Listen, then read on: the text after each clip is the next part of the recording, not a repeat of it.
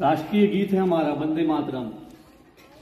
इसको लिखे हुए आज 150 साल हो चुके हैं, तो उसकी वर्षगांठ एनिवर्सरी हम यहाँ मनाने के लिए एकत्रित हुए हैं। Vande Mataram is a poem that was adopted as national song of Republic India in 1950.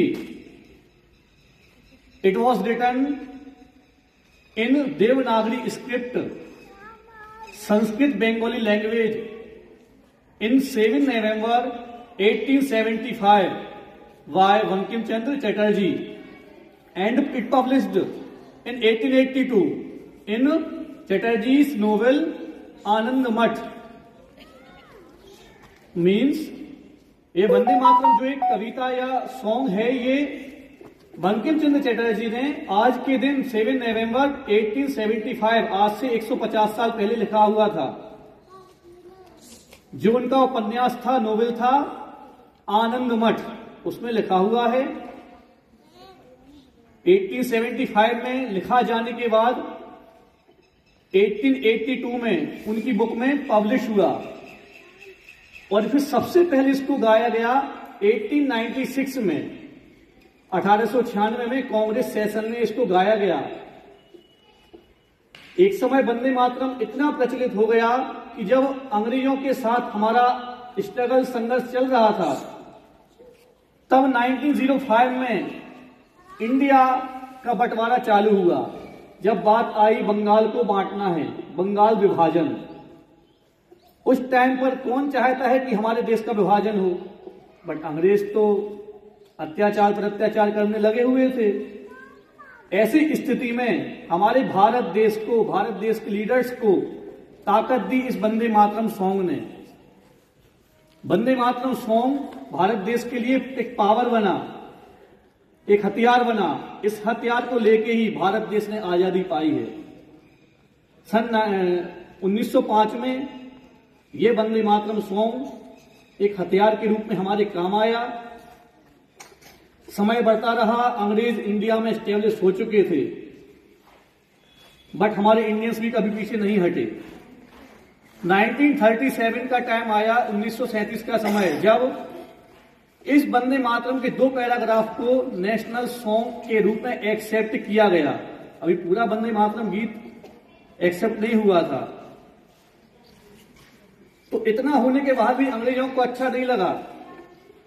तो आफ्टर 1937 अंग्रेजों ने इस वंदे मातरम गीत को ही बैन लग कर दिया, पूरे गीत पर बैन लगा दिया कि अब इंडिया में वंदे मातरम नहीं होगा।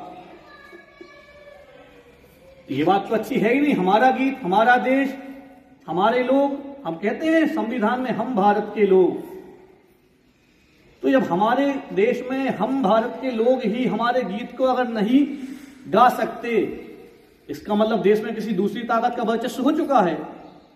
अंग्रेज यही चाहते थे कि इस देश में हमारा वर्चस्व रहे। उनने हमारे वंदे मातरम को बैन कर दिया, पूर्णतः प्रतिबंधित कर दिया कि ये गीत आप नहीं गा सकते हैं। अंग्रेजों के अत्याचार से सभी वाकिफ हैं। उनका सीधा सीधा मानना था कि हम जो कहेंगे आपको वो करना होगा। लेकिन हमारा भारत देश कभी पीछे नहीं हटा, चाहे मुगल्स हों, चाहे ब्रिटिशर्स हों, सबके सामने एकजुटता के साथ संघर्ष पूर्वक पार्टिसिपेट किया और लड़ा, वो भारत को आजादी दिलाई। समय आया 1947, 1947 का, जब भारत को आजादी मिलनी थी अंग्रेजों से, उनकी क्रूरता से। तब 1947 में आजादी के साथ ही, जैसे आजादी हमें मिली, वैसे ही वंदे मातरम की वापसी हमारे देश में हुई। वंदे मातरम पुनः हमारे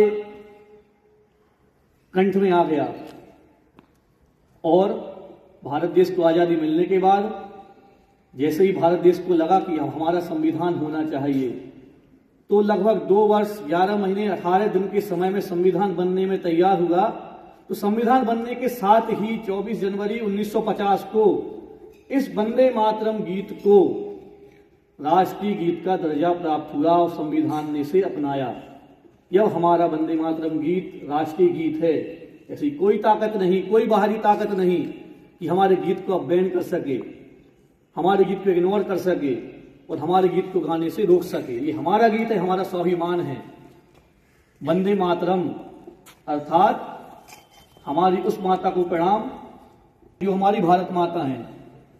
वंदे मातरम हमें मैसेज देता है पूरे भारत को एक समूह में जोड़ने का, चाहे वो उत्तर का कश्मीर हो, दक्षिण का कन्याकुमारी हो, पश्चिम का सिलचर गुजरात का सरक्रीक हो और पूर्व का सिलचर हो, और चाहे मध्य का हमारा प्यारा मध्य प्रदेश हो। सभी तरफ से वंदे मातरम हमारे भारत को एकता में लाने का काम करता है। इसलिए हम वंदे मातरम को हम अपना गर्व मानते हैं, अपना गौरव मानते हैं, हमारा गौरव का प्रतीक है, हमारी राष्ट्रीय धरोहर है। संविधान के फंडामेंटल ड्यूटीज अर्थात मौलिक कर्तव्य में भी कहा गया है कि हमें हमारे राष्ट्रीय स्मारक, राष्ट्रीय ध्वज, राष्ट्रीय गीत, राष्ट्रीय गान का सम्मान करना चाहिए, हमारा कर्तव्य है।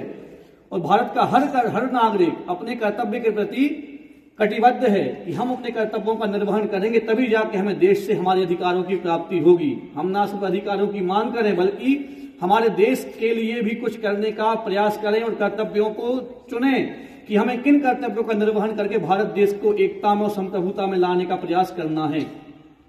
ये वंदे मातरम गीत ने ही हमारे भारत को एकता में बांधने का काम किया है। फिर जब वंदे मातरम संविधान ने अपना लिया तो हमारा एक राष्ट्रीय नेशनल एंथम भी है, जन गण मन, सभी को पता होगा। तो भारत देश में बात आई कि अब हमारा वंदे मातरम राष्ट्रीय गीत बन चुका है, तो इसको जन गण मन की तरह ही इक्वल सम्मान मिलना चाहिए।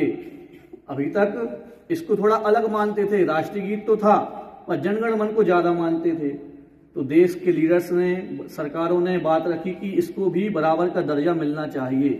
समय बीतता गया, वंदे मातरम को सम्मान उतना ही मिल रहा है जितना पहले मिलता था। आज से लगभग 3 साल पहले 2022 में न्यायालय में एक याचिका दायर हुई, उसमें एक वर्डिक्ट आया कि अब हमारा राष्ट्रीय गीत वंदे मातरम राष्ट्रीय गान जन गण मन के तरह ही बराबर सम्मान का पात्र होगा। दोनों को इक्वल समझा जाएगा, अलग नहीं समझा जाएगा। तो अब हमारा वंदे मातरम स्वतंत्र है, इसमें कोई हस्तक्षेप नहीं कर सकता। वंदे मातरम हमारा गर्व है। वंदे मातरम कहना हम गर्व महसूस करते हैं, क्योंकि वंदे मातरम का अर्थ हमारे भारत को प्रणाम, भारत माता को नमस्कार है। तो ऐसे वंदे मातरम की 150वीं वर्षगांठ पर हम आप सबको शुभकामनाएं प्रेषित करते हैं। सन 1875 से आज 2025 तक का यह 150 सालों का सफर हमारे भारत देश में एक गर्व का सफर रहा है, और निश्चित ही भारत आने वाले वर्षों में पूर्णतः नए आयाम हासिल करेगा। और आज भारत आप देख ही रहे हैं, विश्वगुरु बनने की राह पर है। हमारा भारत निश्चित ही विश्वगुरु बनेगा, ये पूरा विश्व जानता है, क्योंकि भारत जमीन का टुकड़ा नहीं है। भारत संस्कृति का प्रतीक है, तपस्या का प्रतीक है, इसलिए हमारा भारत भारत है। तो हमें अपने भारत पर गर्व करना चाहिए, भारतीय होने पर गर्व करना चाहिए, तो वंदे मातरम कहने पर गर्व करना चाहिए। तो वंदे मातरम की 150 साल होने की आप सभी को बहुत बहुत शुभकामनाएं। वंदे वंदे वंदे।